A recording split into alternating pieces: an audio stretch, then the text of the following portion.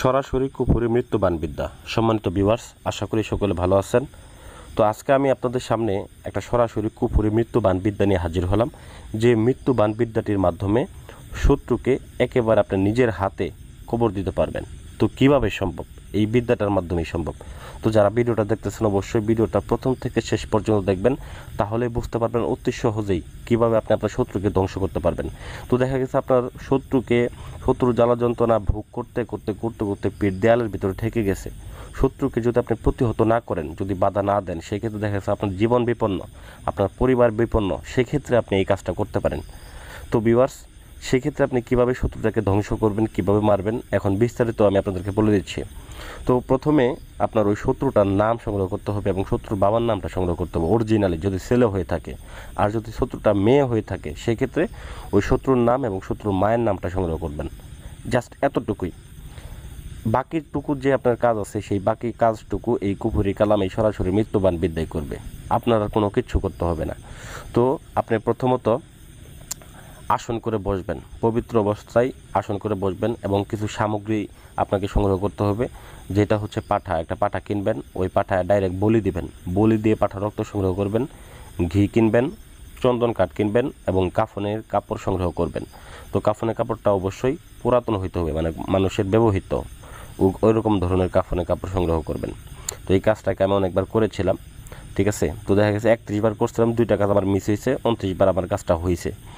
তো যাই হোক ভিউয়ার্স, স্ক্রিনের ভিতরে আপনারা একটা নকশা দেখতেছেন, এই নকশাটার মাধ্যমে আপনাদের কাজটা করতে হবে এবং ওই যে জিনিসগুলোর কথা বললাম, এই জিনিসগুলোকে আপনার সংগ্রহ করতে হবে। বা এই জিনিসগুলো কিন্তু অবশ্যই অরিজিনালি সংগ্রহ করতে হবে। অরিজিনাল ঘি, অরিজিনাল চন্দন কাঠ, এগুলো কিন্তু আপনাদের অরিজিনাল সংগ্রহ করতে হবে। দেখেন আমার স্ক্রিনের ভিতরে ওই পাশে ছোটো বোতলগুলোর ভিতরে আমার কিন্তু যে জিনিসগুলো, ওগুলো আমার ইন্ডিয়া থেকে আনা, সম্পূর্ণ অরিজিনাল জিনিস, সবগুলো আমার ইন্ডিয়া থেকে আনা। এখানে দেখেন হারগুলো আছে, কাল্লাগুলো আছে, এইগুলো সম্পূর্ণ আমার এখানে দেখেন চন্ডালের হার, চন্ডালের কাল্লা। তো পাশে যে বড় হারটা দেখতেছেন, এটা মানুষের কাল্লা, মানুষের হার।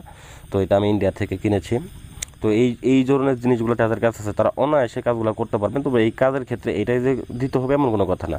আপনার ছোটো মোটো একটা আসন করে বসে, প্রদীপ জ্বালিয়ে পবিত্র অবস্থায় বসে, ঠিক আছে, আতর গোলাপ জল ছিটিয়ে পবিত্র অবস্থায় হয়ে তারপর আপনারা এই কাজটাকে করতে বসবেন।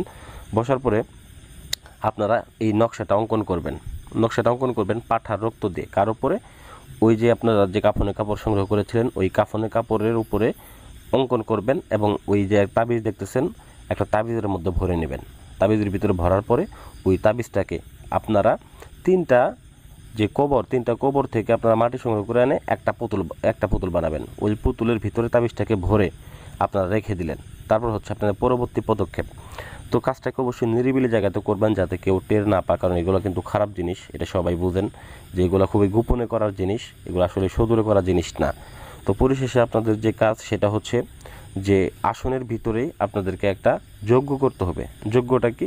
যে চন্দন কাঠ আপনি সংগ্রহ করেছিলেন, রক্ত চন্দন বলেন, সাদা চন্দন বলেন, যে চন্দনে বলেন না কেন, চন্দন কাঠটা সংগ্রহ করেছিলেন, সেই চন্দন কাঠ দিয়ে আপনারা আগুন জ্বালাবেন, যেভাবে যজ্ঞ করে।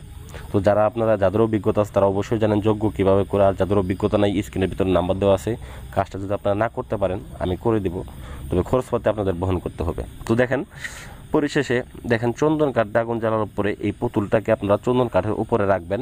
রাখার পরে উপরে ঘি ঢেলে দেবেন।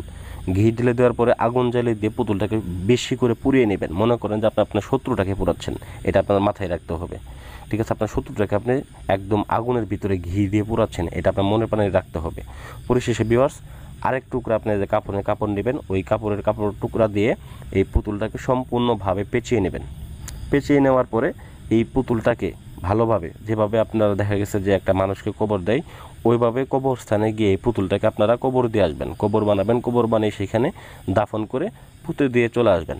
এতটুকু আপনাদের কাজ। আর বাকি কাজ আপনারা 3 দিনের মধ্যে দেখতে পারবেন যে শত্রু কীভাবে নিজেই, আপনার কোনো কিছু করতে হবে, নিজে হার্ট অ্যাটাকের মতো করে, সে যেখানেই থাকুক, যে অবস্থায় থাকুক, যদি 100 গজ দূরেও থাকে বা 500 গজ দূরেও থাকে বা অনেক দূরেও থাকে, প্রবাসেও যদি থাকে, তবুও আপনি এই শত্রুটা সেখানে হার্ট অ্যাটাক হয়ে মারা যাবে, হুট করে পড়বে, হুট করে মারা যাবে, এটা আমি গ্যারান্টি দিলাম।